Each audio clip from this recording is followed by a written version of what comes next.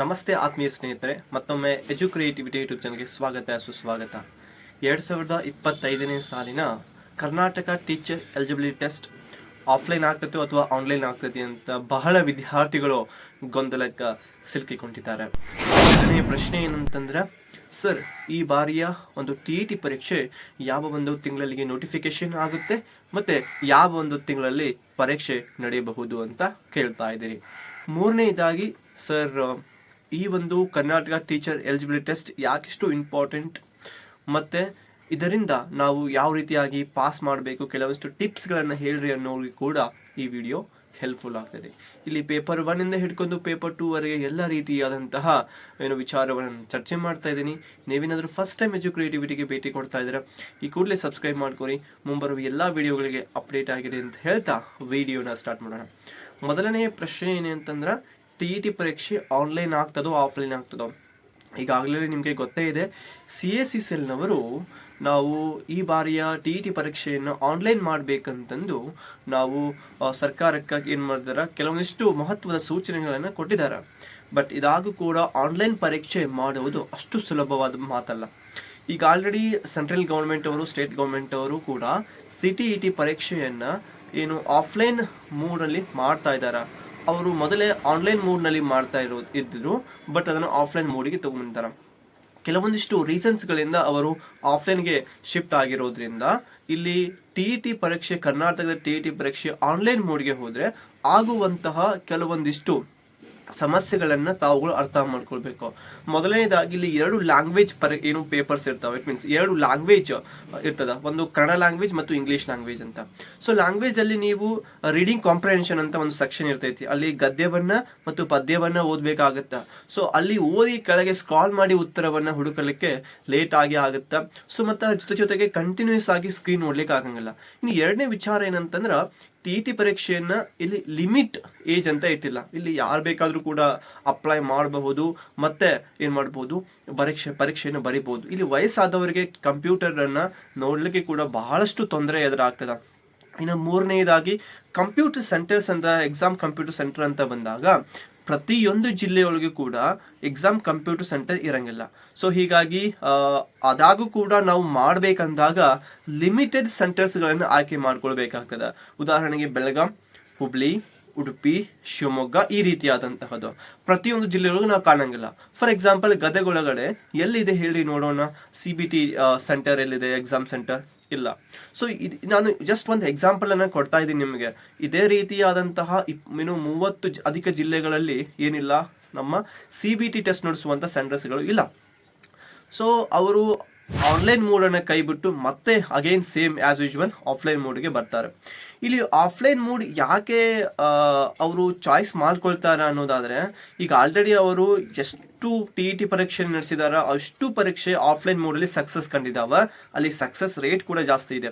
Okay, ನನ್ನ ಪ್ರಕಾರ online ಮೋಡಿಗೆ ಹೋದ್ರೂ ಕೂಡ ಇಲ್ಲಿ ಟ್ರಾನ್ಸ್ಪರೆನ್ಸಿ ಜಾಸ್ತಿ ಆಗುತ್ತೆ. ಬಟ್ ಆದರೆ ಆಫ್ಲೈನ್ ಮೋಡಲ್ಲಿ ಏನು ಅಷ್ಟು ಆಕ್ಟಿವ್ ಆಗಿ ಇರುವಂತಹ ಒಂದು ಪರೀಕ್ಷೆಯನ್ನು ಆನ್ಲೈನ್ ಮೋಡಿಗೆ ತಗೊಂಡು ಹೋದ್ರೆ ಅನೇಕ ವಿದ್ಯಾರ್ಥಿಗಳು ಗೊಂದಲಕ್ಕೆ ಈಡಾಗ್ತಾರ, ಮತ್ತೆ ಅವ್ರಿಗೆ ಪರೀಕ್ಷೆಯನ್ನು ಬರ್ಲಿಕ್ಕೆ ಆಗಂಗಿಲ್ಲ. ಇನ್ನು ಎರಡನೇ ಪ್ರಶ್ನೆ, TET ಪರೀಕ್ಷೆ ನಿಮ್ಗೆ ಆಲ್ರೆಡಿ ನಾನು ಹೇಳ್ಬಿಟ್ಟಿದ್ದೇನೆ, ಇದು ಆಫ್ಲೈನ್ ಮೂಡ್ ಆಗುವಂತಹ ಚಾನ್ಸಸ್ ಬಹಳ ಇದೆ, ಆನ್ಲೈನ್ ಮೂಡಿಗೆ ಹೋಗಲ್ಲ ಅಂತ TET ಪರೀಕ್ಷೆ.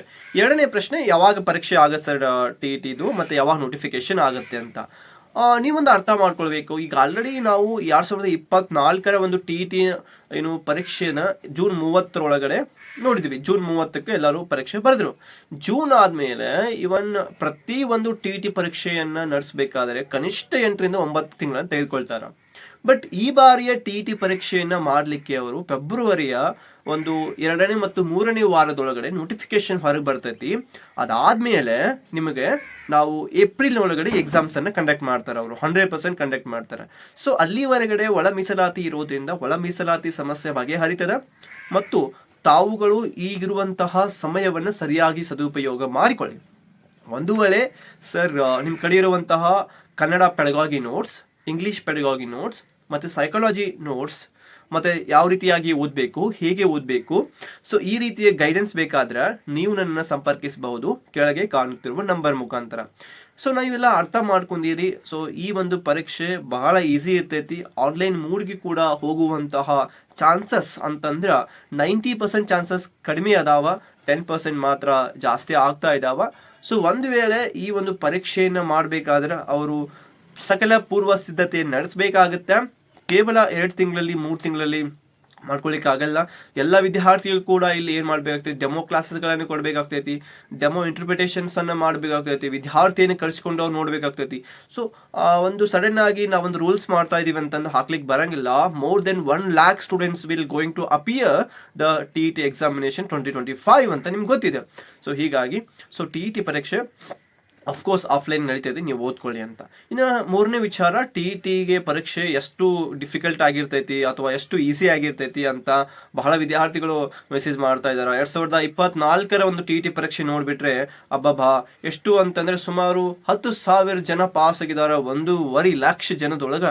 ಸೊ ಏನಿದು ವಿಚಿತ್ರ ಅನ್ನೋದಾದ್ರೆ, ಪರೀಕ್ಷೆಯನ್ನ ಪ್ರತಿ ವರ್ಷ ನಡೆಸಿದಂತೆ 2024 ವರ್ಷದೊಳಗೆ ನಡೆಸಲಿಲ್ಲ. ಬಹಳ ಟಫ್ ಇತ್ತು. ಯಾಕಂದ್ರೆ ಪ್ರಶ್ನೆಗಳು ನೇರವಾಗಿ ಕೇಳದೆ ಅಲ್ಲಿ ವಾಕ್ಯಗಳ ಮೇಲೆ ಕೇಳ್ತಾ ಇದ್ದ, ಅಪ್ಲೈ ಕ್ವಶನ್ಸ್ ಮಾಡಿ ಕೇಳ್ತಾ ಇದ್ದ. ಸೈನ್ಸ್ ಮತ್ತು ಮ್ಯಾಥಮೆಟಿಕ್ಸ್ ವಿದ್ಯಾರ್ಥಿಗಳಿಗೆ ಅಪ್ಲೈಡ್ ಕ್ವಶನ್ಸ್ ಇದ್ವು. ಮತ್ತೆ ಅದೇ ರೀತಿಯಾಗಿ ಆರ್ಟ್ಸ್ ವಿದ್ಯಾರ್ಥಿಗಳಿಗೆ ಬರುವುದಾದ್ರೆ ಅಲ್ಲಿ ಕೂಡ ಹೇಳಿಕೆಗಳ ಮೇಲೆ ಪ್ರಶ್ನೆಗಳಿದ್ವು. ಒಂದು ಪ್ರಶ್ನೆಯನ್ನ ಓದುವುದರ ಬದಲಿಗೆ 2023 ಒಳಗೆ ಒಂದೇ ಸ್ಟೇಟ್ಮೆಂಟ್ ಇತ್ತು. ಬಟ್ 2024 ಒಂದು ಪ್ರಶ್ನೆ ಓದ್ಬೇಕಂದ್ರೆ 4 ಸ್ಟೇಟ್ಮೆಂಟ್ ಓದ್ಬೇಕಾಯ್ತು. ಅಂದ್ರೆ ಇಲ್ಲಿ ನಾವು ಒಂದು ಪ್ರಶ್ನೆಗೆ 4 ಪ್ರಶ್ನೆ ಕೊಡುವಂತಹ ಸಮಯವನ್ನು ಒಂದೇ ಪ್ರಶ್ನೆ ಕೊಡಬೇಕಾದ ಪರಿಸ್ಥಿತಿ ಎದುರಾಯಿತು. ಸೊ ಅದಕ್ಕೆ ಅಡ್ಜಸ್ಟ್ ಆಗಿರ್ಲಿಲ್ಲ.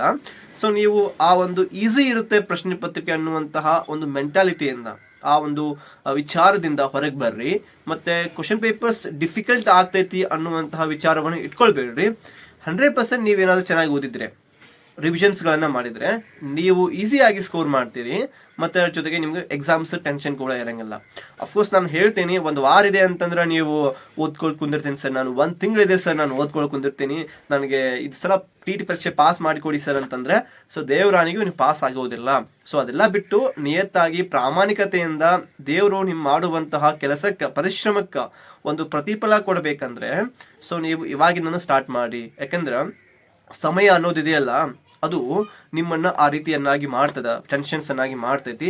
ಸೊ ರಿವಿಷನ್ಸ್ ಅನ್ನೋದೆಲ್ಲ ನೋಟಿಫಿಕೇಶನ್ ಆದ್ಮೇಲೆ ಇರಬೇಕು, ರೀಡಿಂಗ್ಸ್ ಅನ್ನೋದೆಲ್ಲ ನೋಟಿಫಿಕೇಶನ್ ಬಿಫೋರ್ ಅಂತ ಇರಬೇಕು. ಈಗಾಗಲೇ ನಾನು 10 ಬಾರಿ ಹೇಳಿದ್ದೇನೆ, ಪದೇ ಪದೇ ಮತ್ತೆಷ್ಟು ಬಾರಿ ಹೇಳಬೇಕು ಹೇಳ್ರಿ, ನೀವೇ ನೋಡೋಣ. ಸೊ ಅದಕ್ಕೆ ನಮ್ಗಿಂತ ನೀವೆಲ್ಲ ಬುದ್ಧಿವಂತರಿದ್ದೀರಿ. ಓಕೆ, ನೀವೆಲ್ಲ ಚೆನ್ನಾಗಿ ವರ್ಕ್ ಎಕ್ಸ್ಪೀರಿಯನ್ಸ್ ಮಾಡಿರಿ, ಬೇರೆ ಬೇರೆ ಕಡೆ ಎಲ್ಲ ಸೊ ನೀವು ಹೋಗಿ ಕಲಿಸಿದಿರಿ.